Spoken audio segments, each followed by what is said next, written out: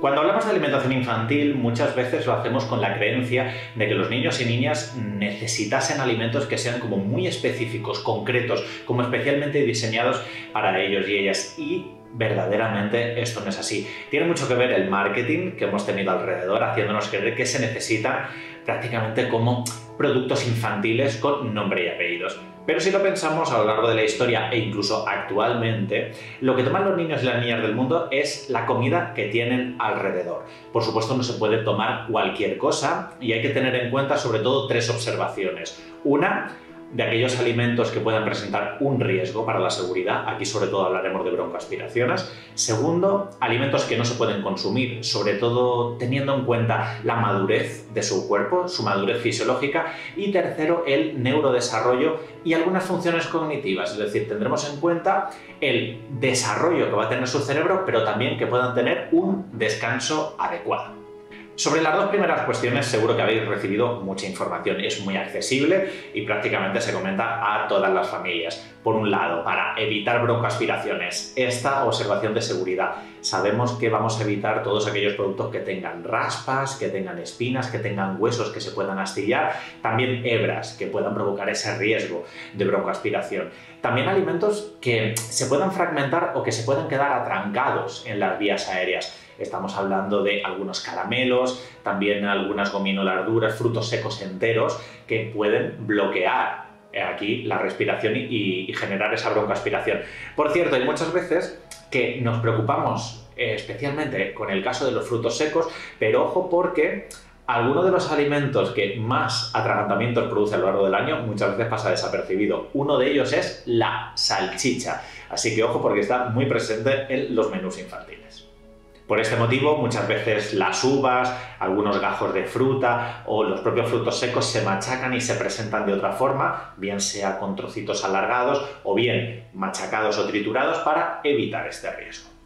Adaptándonos también a cómo es la madurez de sus órganos, muchas veces hay que prestar atención que como son humanos en miniatura, sus órganos no están lo suficientemente desarrollados, especialmente aquellos que participan en funciones de detoxificación o intentar enfrentarse a contaminantes ambientales. Por ese motivo, algunos contaminantes o algunos metales pesados, como el caso del arsénico, lo tenemos que tener en cuenta. ¿Dónde está especialmente presente? En bebidas de arroz que puedan venir de procedencia de Asia.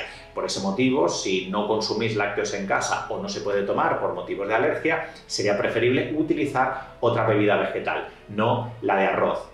En el caso de los nitritos y de los nitratos también hay que tomar en cuenta que no se deberían tomar aquellas verduras de hoja verde que estén muy contaminadas. Nos referimos especialmente a las acelgas, a las espinacas, también a la borraja, de modo que en los primeros meses de vida hay que tenerlas muy restringidas.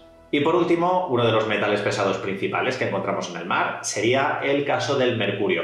Sabemos que los grandes pescados azules hacen este proceso de bioacumulación de mercurio y por eso los grandes pescados azules suelen estar muy contaminados. Si dais pescado azul a vuestros peques, intentad siempre que sea pequeñito, boquerones, sardinas, anchoas, ¿vale? Porque tendrán mucha menos contaminación.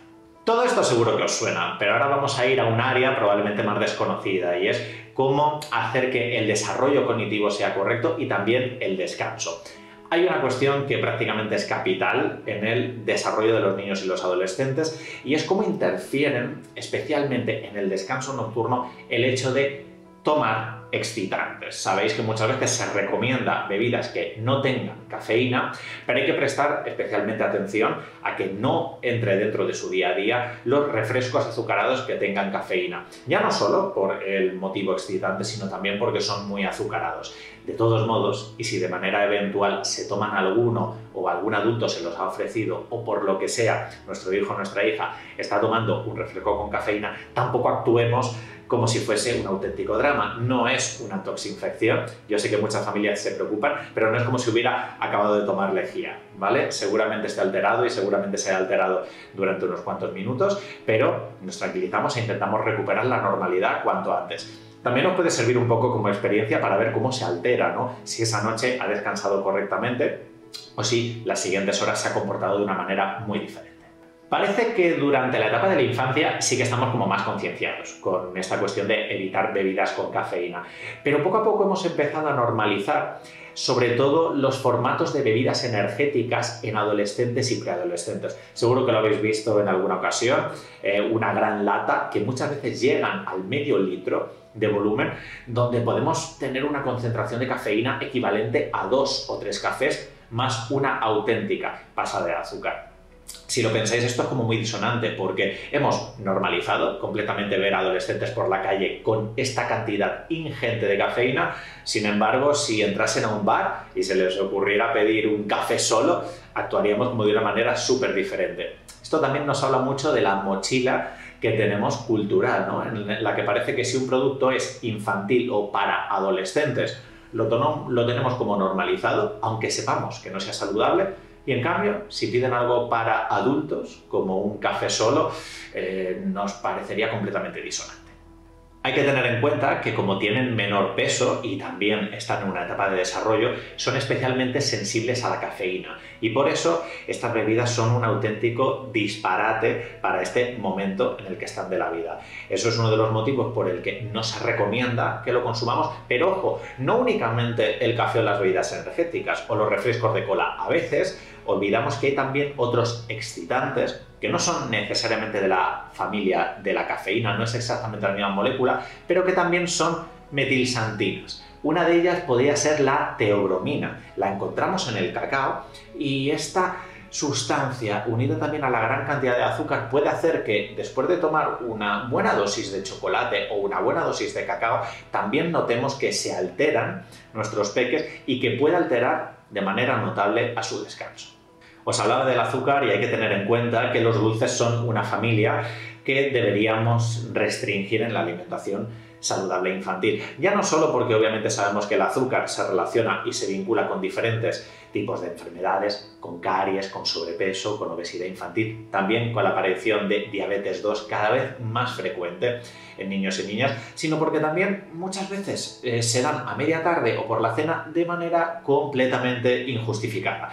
Esto además puede producir una excitación que no queremos, ¿vale? No es que el azúcar, como muchas veces se dice, vaya a producirles una hiperactividad o una excitación muy exacerbada, pero es cierto que si lo juntamos frente a contextos de consumo sociales en el que a lo mejor se encuentran con otros peques o a lo mejor en casa estamos haciendo como algo como más llamativo, sí que es cierto que les puede alterar a un punto en el que tengáis problemas para conciliar el sueño esa misma noche.